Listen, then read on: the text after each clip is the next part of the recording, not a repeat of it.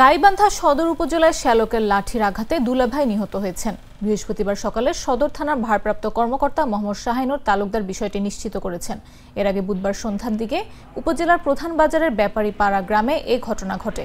স্থানীয় নিহতের স্বজনরা জানান, ২৫ বছর আগে শ্বশুরের কাছ থেকে কেনা জমির দলিল দিতে গড়িমসি করছিলেন দুই শ্যালক লুৎফর রহমান ও নবীর হোসেন।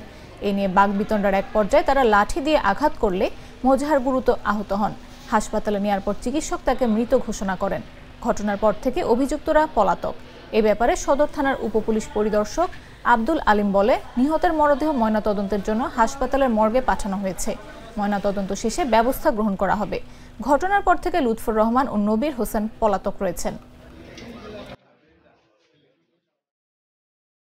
তাকে শালার ঘরে তাদের সুন্দর গেছে, কারণ ওরা যে নাটি নিয়ে আসছে এটা জানে না।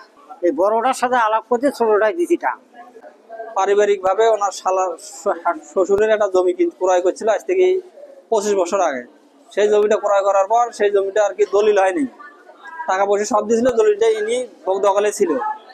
মারি খাওয়ার পর শ্বশুর মারা যায়। মারা যাওয়ার পর সেই জমিটা আবার ইনি শালার ঘরে চাপ দিয়েছিল যে আমার জমি দিয়ে দলিল করে দাও।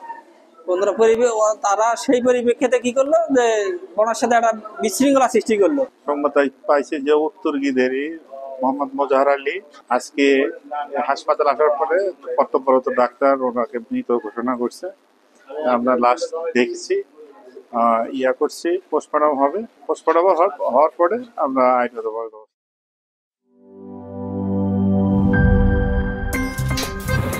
আমার একটা স্মার্ট সিদ্ধান্তে 25% গ্যাসের খরচ কমেছে। ভাবছেন কিভাবে?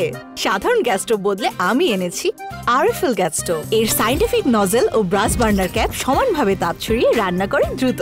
তাই গ্যাসও বাঁচায় 25%, টাকাও বাঁচে 25%। আরএফএল গ্যাস স্টোভ নিরাপদ ও গ্যাস সাশ্রয়ী।